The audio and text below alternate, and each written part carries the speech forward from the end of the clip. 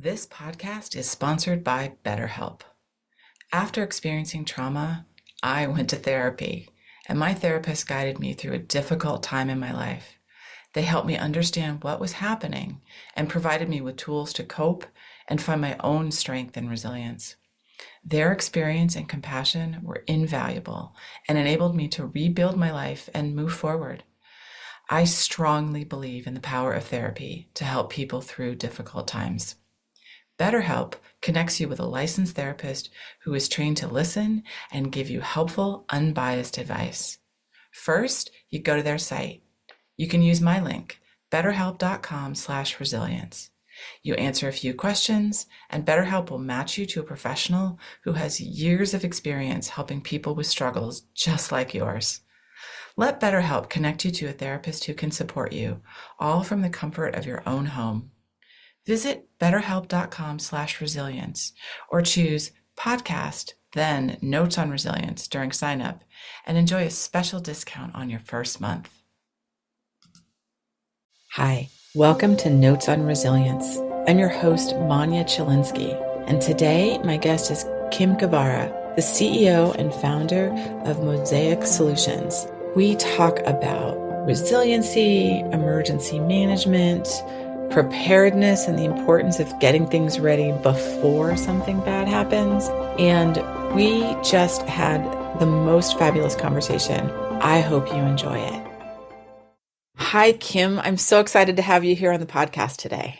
Anya, it is great to be here. I'm so excited to be on this podcast. Yeah, thank you. Now, before we dig into who you are and all the good stuff about resiliency and emergency management, I wanted to ask you, if you could have a superpower, what would that be? So I am so excited that you asked me this question because I have little kids. So we talk about this all the time and we have debates about the best superpowers. So as I listened to some of your previous podcasts, I was like, I really hope she's going to ask me this question. And I shared it with my kids. And so the two that we really like is the teleportation. Yes. Don't have an airplane, and invisibility. Still down on the invisibility. Just being able to see, because when you got little kids, sometimes you just want to know, listen in, figure it out. Not quite sure. A little bit of Harry Potter-esque there too. Yes. Invisibility cloak. Yes. Oh, I love it. I think the ability to choose invisibility when you wanted to be invisible is excellent. Invisibility when you're not wanting it is not something that people appreciate. 100%. Yes. Awesome. Well, thank you for sharing that. And now I'd love to have you share with our listeners, like, who are you and what do you do? And how is it that you're in a place to be thinking about trauma and resilience? So I founded Mozaik Solutions in 2012. And we are a consulting firm that specializes in emergency management, crisis leadership, organizational development, and leadership studies, really. And my background is I have about 25 years in emergency management. And I ended up going into consulting at one point, but really I got into preparedness. So I had done disaster response, and every time I kept hearing the same story and everyone saying, I never thought it would happen to me. And I wanted to make a difference because it could happen. And every time you're sitting there, whether it was a house fire or a hurricane or an earthquake, people just kept saying that same thing over. So I wanted to make that change. So the bulk of our work is in preparedness, resilience, and that led to the creation of our crisis athlete program, which leverages the emergency management space combined with the organizational development and leveraging the power of neuroscience and other hard scientists and counseling psychology to kind of help create brain resilience for us to improve our leadership skills, our productivity, and overall kind of wellness and resilience. Wow. I love that mix of things that you work on. And I like the word preparedness and you kind of thinking about, how do we help people be ready for these? We can't help people be ready for everything, right? But I love that you're focused on that. What do you think about the word resilience? So in some ways, it's become a real buzzword lately. I mean, I used it decades ago in some of the work that we were doing, but it's become that buzzword. But to me, it still kind of means that ability to keep going, to pick yourself back up after hard things have happened, whatever that is. And so I still like the word. but I find it layered into everything that we do. And I find that sometimes maybe we're getting away from the meaning of that as everyone wants to use it. Yes, I think you're right that it's a buzzword. And I can tell you, I hated the word when I first heard it because I heard it after being a survivor of mass violence. And somehow I thought, because of the way I felt in that moment, that it was something that other people had and I didn't have. And that somehow put me on the trajectory for the love, hate, or hate relationship that I have with the word.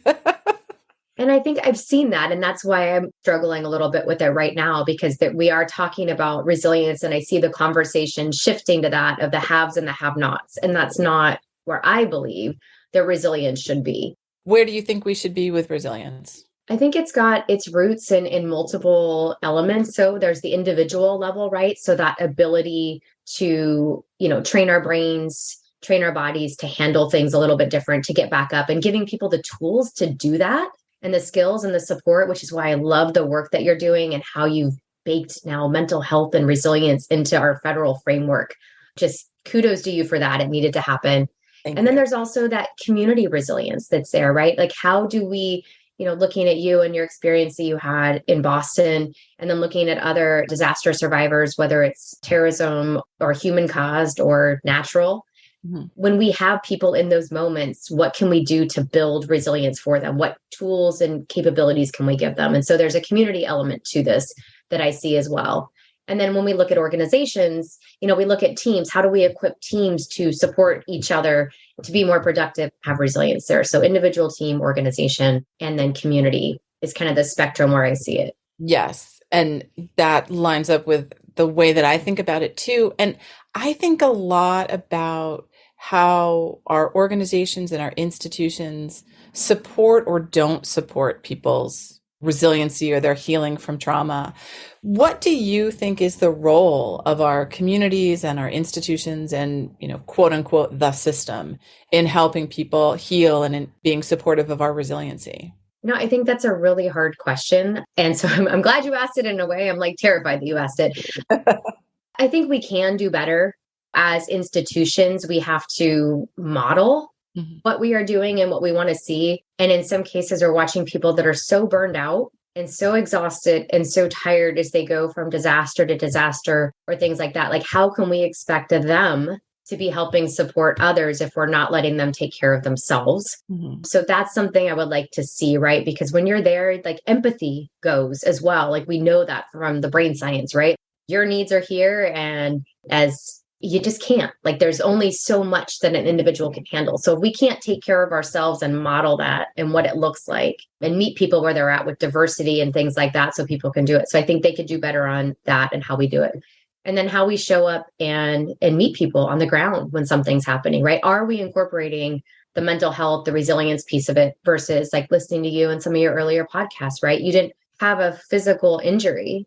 And so people didn't want to touch that, but not recognizing that our brains are here. We can't see it, Right. But yet it's everything. Everything is tied to that, every outward. And whether or not you recover from a physical injury or not is also tied to your brain function. So just because we can't see it, it's like you said, that individual wound piece. So how do we train people to be able to see that and take away the stigma from it? And I think government has and institutions have a role in reducing stigma. You look at the big public information campaigns of long ago about smoking, about seatbelts, about that, right? You look at those things and how do we change and shift that so that there isn't the stigma and people can get the help that they need? Yes. Needs to be the next big public health push. I'm just throwing that out there to all my public health friends. 100%. Now, you've talked about the science behind this, and I know that you have been involved in some research as well. Can you share a little bit about that? Yeah, so we're really excited. We're actually getting ready to publish our first paper here on the research. It was in collaboration with the Journal of Emergency Management, Harvard, Nova, Southeast University. And what we had looked at was that first responders and others on the front lines had been studied a lot in terms of their stress responses and how they showed up. And we wanted to look at the emergency managers. So those individuals that are the ones supporting that, right? They're the ones charged with getting the masks or the supplies or the whatever it is to the people that need it, but they're, one layer back. And in some cases are not the frontline responders. So we wanted to see what was there. And what we found was that there's a high degree of what we call secondary traumatic stress, right? So you're not the primary, but you're there. And we were also looking at it from an organizational perspective, because emergency managers take a lot of training, various things to get into in order to see the complexity, especially as the world is getting more complex. Disasters are getting larger, more costly, more impactful. So if we're watching people and we heard these anecdotal stories of people, getting into the field, taking one look at it and getting out, and then others with a lot of experience just kind of hemorrhaging out. So as we studied it, we found that 53% had what we call mild to severe secondary traumatic stress, which if you look at it, it's very similar and has the same underpinnings as PTSD. It's just not the direct impact. And out of that, almost 30% were on the moderate to severe scale within that. So that's a big number. That is a big number. And that's another group of people who can be invisible when we're looking at the impact of a disaster, for example. We just don't tend to think how important it is to take care of the people who are taking care of the people. Absolutely. Oh, wow. Okay. So you and I had a conversation and we were talking a lot about preparedness and left of the boom. And that is something that I have just recently heard that shows up in an earlier episode of a podcast. And I'd love to just learn, what does that mean? What are we saying when we say left of the boom? And how is that preparedness helping people as we go through disasters and supporting their resiliency? So to me, left of boom, when I started first hearing it, was we were doing intelligence preparation, right? And trying to prevent things from happening in the first place. So trying to prevent what happened in Boston from before, preventing 9/11, preventing all these other things that have happened. And so you want to stay left of boom, right? Because if you don't have the after, it's that preparedness side, that readiness side. If we don't have it, we're okay. Right. And so as much as we can do, and then that translates to me on that invisible side, the what we do, right? Because if we stay left of boom, and sometimes boom does happen, as we know. Right. But what can we do in that space before there to get people ready for it, right? What do we know? What can we do? How do we do it better? And in some cases, we're not. We're just going to have to meet people when it's right of boom because they're not there. They're not ready for the message. And I think our brains are changing, the result of generational differences, mobile devices, we're used to getting instant information in very small little bit. So we have to kind of be ready for it. And you look at earthquake or I live in California. So right now we're looking, atmospheric river events are dropping. We're not used to this snow. And so our attention is really high for this moment. But over the past 2 days, we've had sun. Right. We're not, well, all right, it happened before. My roof's really going to collapse from it's fine. So it's kind of that same thing. So how do we kind of prime people for that information and know what to do? And then when it does happen, if we have those programs built that can seamlessly fall into that, we can better support them when it does happen. And I don't know, what about in your experience? What do you think? You were on kind of both sides with that. What can people do differently? I mean, you got this amazing legislation through. Where do we go now? Oh, I'm learning that I think policy is one of my love languages. So I'm going to be continuing advocating for that. After my own experience, I have become convinced that preparation left of the boom is so critical. And of course, we know that we can't prepare for everything and things will happen. But the more we can prepare our systems and our institutions, thinking of municipalities, for example, the more we can have people prepared and it's baked into the system that we're paying attention to the mental health wounds and we're going to be doing psychological first aid and kind of the way that medical triage happens.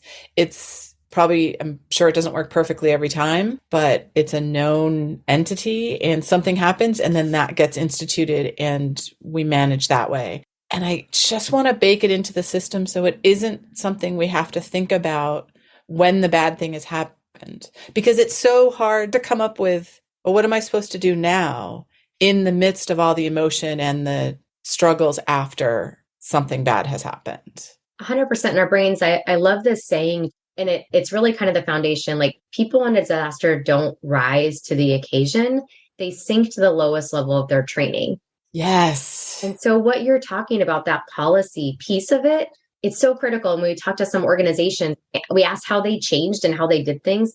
And it all came down to policy because people don't want to change. So unless the policy is there, it's not going to force it to happen. Mm-hmm. And then on the emergency management side, policy translates into funding. Yes. And funding mandates, which then means that jurisdictions have to address it and bake it in. And so there's this daisy chain of what happens. And then there's folks like me that can get in and say, okay, now that you have this, let's write the plans. Let's think about all the things that happened before.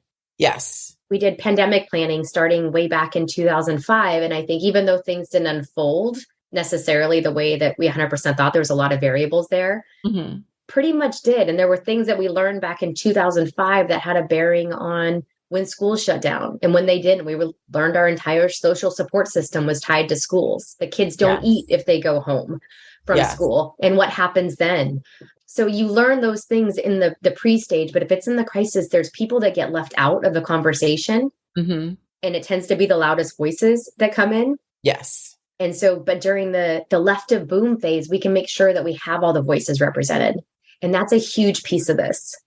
Yes. And you talked about we don't necessarily rise to our desired response. We fall back to our habits and the system as it exists.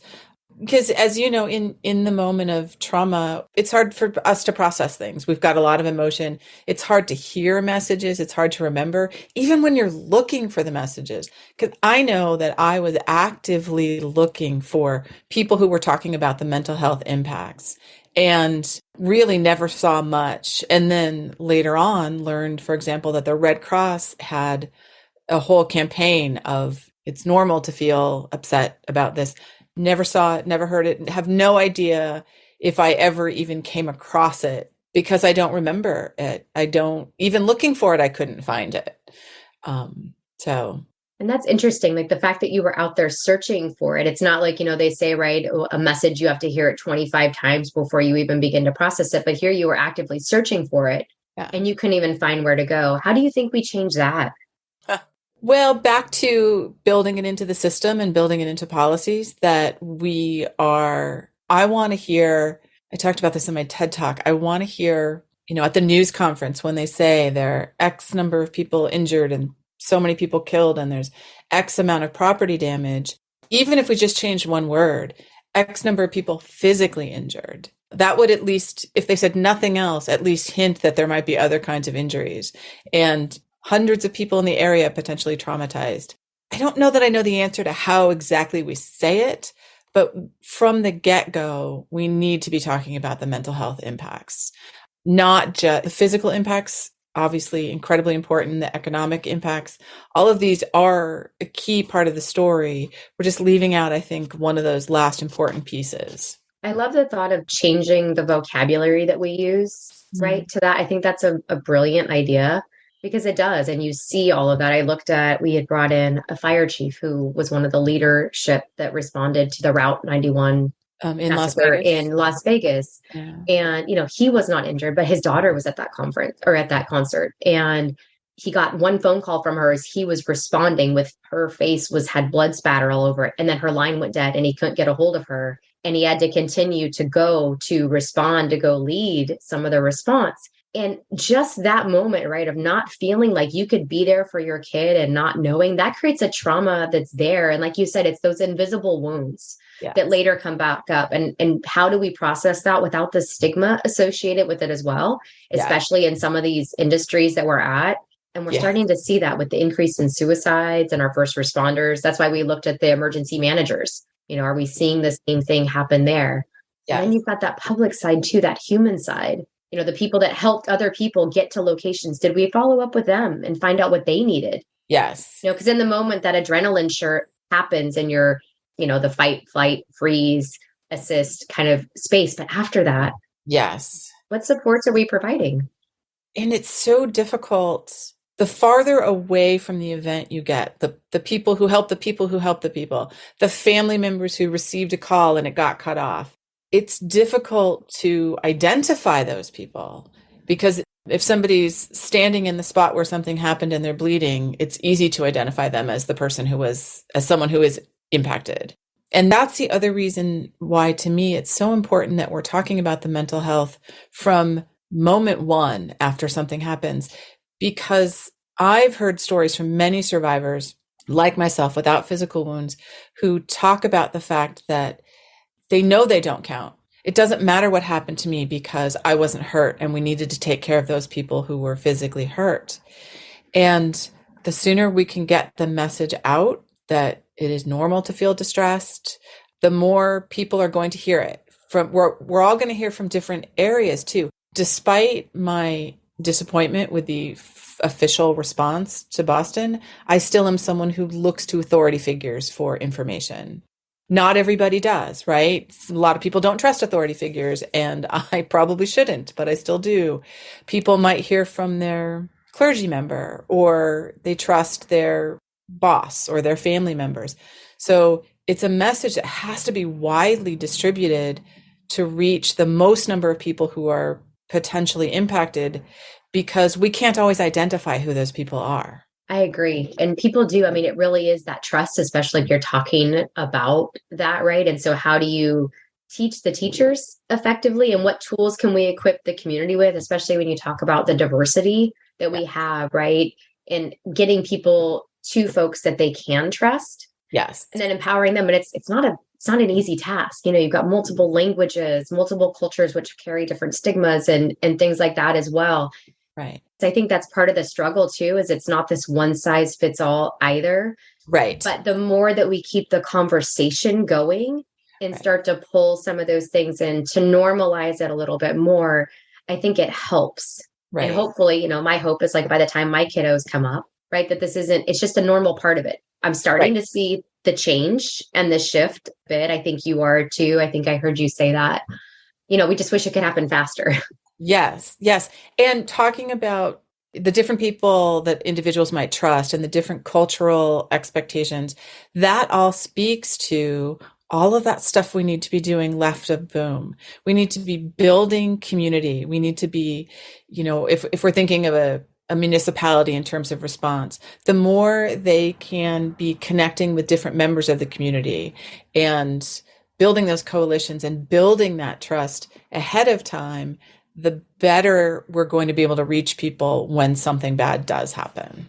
And you just kind of hit the mantra of preparedness. I mean, that's kind of what we say all the time. Meet the people before something happens, right? But I do see this, and that's why that study was kind of foundational for us, just this level of burnout that's occurring, and also this politicization that's happened, you know, where emergency managers are saying their jobs are too political. So you might be reaching out to one group and the leadership changes and you're no longer allowed to work with them because you're tied to that, whatever that space is. Yes. But when the boom happens, you tend to see a little bit more of the unity, at least for that moment. And so it's one of those struggles, like, how do we get out of the politics? And those people, emergency managers, are trained to bring the people together. That's really what you're supposed to do, right? You're not the one that's responding, but how do I bring the people together, the experts, to help solve the problem? Yes. Who am I leaving out? That's something we always really look at, is that stakeholder engagement. That's something we're known for. Mm-hmm. Always asking the question, like, who's not here? Who's not there? Did you think about this? Reaching out to other people, you know, tell me 4 or 5 other people that you work with. And every single time we find that there's someone that we were missing that wasn't included, and they bring incredible value when you bring them into the conversation. I think that's a big piece that we're missing. And mental health is not left out in some of those planning. It's not forefront and center right now. Yes. In the emergency planning cycle. And so how do we incorporate that better? And I still kind of go back to the stigma piece with that. It's still there, or it's delegated to, well, that's the counseling people, or we'll call the Red Cross. Right. There's a saying that I believe is used quite often in the disability community: nothing about us without us. And I know I have experienced, and I know other people have shared with me, that feeling that the folks who are in charge of a particular response have decided what they're going to do, and they haven't necessarily communicated with the people who are actually affected, or the type of people who are actually affected, and they're making decisions for us. And that can feel, it's not always obvious, but I think when you know that's what's happening, that I find personally that to be anger inducing. So it just speaks to what you were talking about, building community and making sure that we're including as many voices as we can before something happens so that we're not leaving out a lot of people. Yeah, I think there's that human element of, right? Like no matter what, that it goes back again to that not rising to the occasion, but sinking to the lowest level of training. But it's also sinking to the lowest level of your context because especially disasters are local, right? The people that are responding to it are typically impacted as well. Yes. And so they're only handling so much because they're human too. Yes. There's all sorts of other factors, right? Prejudice, biases, things that come in, but just taking that element of they're under stress too. And so how do you take as much off the plate then by doing the work left of boom so that right of boom, I already know I don't have to think of like, oh my God, did I leave this person out or that when communications might be impacted. There's, I'll call it the fog of war. Yes. You don't know, you're dealing with imperfect information and trying to make decisions. Yes. Which is also adds additional stress. So with that, right, what I would ask you if it were in that moment, what could be done better? Like, is it town hall meetings? I mean, because I look at the two-way street, right? I look at it from both sides of the story, right? And how do you get the inputs in a way that's not chaotic to where it can be processed more fully and really understand the issues and the complexity, but then as a system basis, address the largest number of individuals as quickly as possible. Yes. Many of these kinds of responses absolutely need to happen right away. And you can't just have a bunch of meetings and sit around and try to decide what you want to do. Actually, I really like the town hall idea.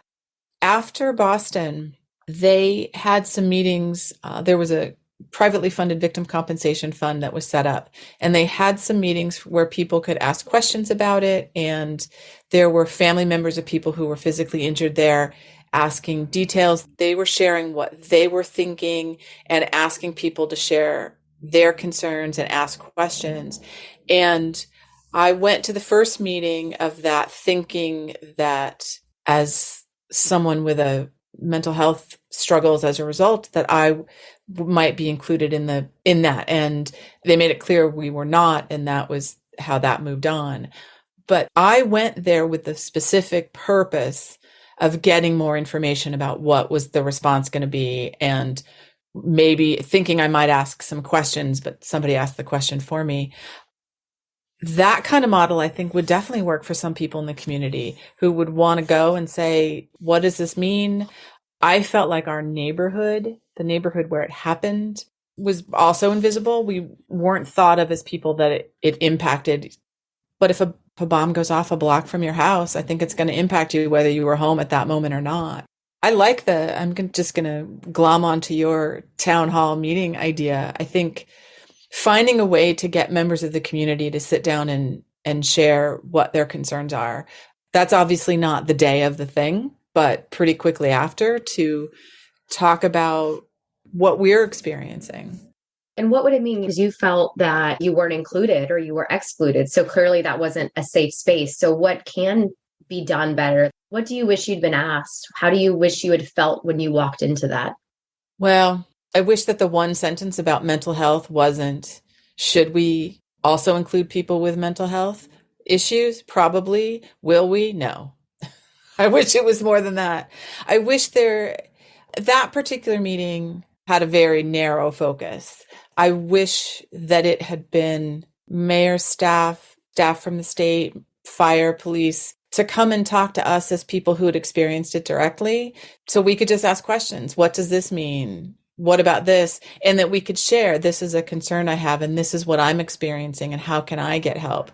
I felt that when I reached out for help to certain kinds of people, I got told, well, yeah, we're not helping you. You're not in the group of people that we're helping, so sorry, we can't do anything. I think having a town hall meeting with a lot of the same kind of people you see at a press conference, just sharing with the people who are impacted, who choose to be there, and showing compassion and listening. I think if someone had listened to my concerns and concerns of people like me, maybe the response would have been different. We would have felt heard and seen. And maybe not even so much like having a solution at the moment, right? Because sometimes there isn't, but just listening, hearing, and saying, let me take that back and see what can be done versus an automatic kind of no. Yes. I think Yes. that's a skill that could be trained. And maybe there's something in that model that could be fleshed out. Maybe you and I can talk about it and Yes, figure out what that would look like, right? I think we're going to have a conversation offline about that. I love it. As someone who was right there when it happened, that's all I'm thinking about. I'm thinking about me and what happened to me. But the people who are responding, it happened to them. Some of the first responders, in my case, were standing right there when it happened. So they weren't just responders, they were victims and survivors themselves. And then as we talk about secondary trauma, and if you think about people who work in the city, this happened to their city, so they're going to be affected by that. So in the moment, I don't care what anybody else is feeling. I'm just trying to deal with what I'm feeling. So how do we help the people who I'm now asking to stand at the front of the room? How do we help them deal with their emotions and their trauma while then also helping the rest of us who are trying to figure out what are we supposed to do now? I find it's really interesting, right? There's some brain science behind this, and our brains will continue to try to make sense of something until we can figure it out. And it consumes a ton of energy. So that's one of the reasons you can get stuck in that loop that becomes difficult to get out of. But our brains are also wired to connect. And you look Yes. at some of these new longitudinal happiness studies that are coming out, right? And even though, and the one thing that's there, it's not the nutrition, it's not the, all these things that we think of, they play a role. The biggest thing is relationships that we have. And so you have a relationship with those people, even if it's, you don't know them, Yeah. that are at that experience because you have a shared experience. Yes. And that ability to process the trauma with them, and that to create that there's a community that is there. Mm-hmm. But maybe we haven't been allowing the community in the way that we've been thinking to come together to process it in a way that can help us move forward. And there might be some people that only need one or two, and there's going to be others that are going to need additional help as well. Right. When they were pulling together this private victim compensation fund, there was money involved. So they were going to be giving people money to deal with their injuries. And so I think it's hard for some people to understand when I say this, but I went to that meeting not thinking, gosh, how can I get money from these people? I went thinking, when they create this fund, they are going to build a community of people who matter. And am I going to be part of that community or not? And was very upset to discover that I was not. And I knew that it was going to build a community. And that's what I had been looking for. So I'm glad to hear you say that about the community healing, because that is what I didn't know it at the time, but that is something I was looking for. You needed to connect. You needed to talk to someone that can feel that. I did some work in some war zones and found that, sometimes we would just like leave and we'd fly home separately. Oh, and yeah. we had trouble. And so after a while, after a couple trips, we actually stopped on a layover and we took 2 days. And it allowed us to unpack, because you can't go home and describe the sights, the sounds, the smells, the issues, the problems that you had, and even the joys and the highs without somebody that understands. You can't, it's impossible to describe, but somebody that has that same experience. And we found that we went back in a much healthier way, able to follow up more successfully and productively, just by taking that little time, just that, literally like an airplane layover effectively. Yes. And one night to kind of just process together, share a meal together before we went to our different destinations around the world. Wow. And so just little things like that can kind of matter because you have someone you can relate to. You're able to connect. And that is that piece, the neuroscience piece, right? We are wired to connect and wired to understand. And so you didn't have that. And I'm so sorry that you didn't, because it prolonged the trauma, prolonged the healing. But also, I have to confess, I'm slightly, I guess, happy is the wrong word, but that it did happen to you, because you're one of those people that I would say is demonstrating that resilience right now, because you're taking that experience that you've had, and maybe that's the why behind it, and you're making this massive difference right now. Like, that legislation is foundational. It's so key. And so thank you for that. And I hope that can be healing and empowering, on which I'm sure there's still really hard moments. Yes. Well, thank you for saying that. There are some hard moments, and there's a whole level of me that doesn't even believe it, but it is very healing. And the one thing that's interesting about it is I cannot think about how many people is this going to help? Like intellectually, I know that, but if I start to think about how many people it can help, I lose it. And that's okay. But so far, I've built a wall so that I can sort of deal with that. I suppose the next time something happens and I can see that there's an emergency and I know that they're getting mental health support, I think that's going to be quite emotional for me. So, Kim, we are going to have another conversation because clearly we are at no loss of things to discuss, but we're getting close to the end of our time. And I wanted to ask you, is there a question that you wish I had asked you, and how would you have answered it? I guess one of the questions that I have for you, and I don't know that you might have an answer, but if you don't, maybe it's something for another discussion or a thought is, we look at resilience, we look at how the United States does things, and I look at how it compares to other countries and some of the traumas that are going on with war and conflict and ongoing and even disasters. And I wonder, you mentioned like when you walked into that meeting that it was about money. And I was wondering if you saw that as being kind of uniquely American and being kind of almost a barrier to our resilience, our ability to kind of pick ourselves back up when we look at other countries and how they're doing things. Oh, thank you. You've turned on to the interviewer, I see. I hadn't thought about it that way, but I do think it can be a barrier. I know someone who is a survivor of a terrorist attack in another country, and some Boston survivors and I were talking about this topic that you and I were just talking about. And they basically said, well, we didn't get anything. We were just on our own. And why do you think you should get something? It was a really good question. And I know, because of my experience, I now know people who've experienced all sorts of terrorist attacks and mass violence. I know in other circumstances, there were private funds that really didn't get a lot of money to them because who knows why people contribute to one fund and not to another. And they felt that said something about the value of what happened to them, that other people didn't think it was as important. So I do think the money question can muddy the response and can add another layer to what survivors are feeling. So something to think about. Yes. Another conversation we're going to have to see if we can figure out the answer to that one. Yeah. I was hoping you'd solved it already for me. Oh, I know. Next time we'll have it figured out. Next time. Well, thank you. And the last question I'm going to ask you is, what would you tell your 18-year-old self about resiliency? I think I would say that life kind of comes in waves, and to be graceful with it, to give yourself grace, to give others grace. You never know somebody else's story either. There's the two analogies, right? The ocean or the mountains. But, sometimes you climb the peak and it's really hard to get to the peak and you only get to enjoy it for a moment. And then you're kind of sliding down and you got to walk through the valley. It's okay because that's part of the human experience. And so again, just remember that grace for yourself. And if the valley's long and hard, it's okay because you're going to get up to that peak again. Oh, that's lovely. And I love the word grace and all it means. So thank you for sharing that. Now, Kim, as we wrap up, how can our listeners reach you?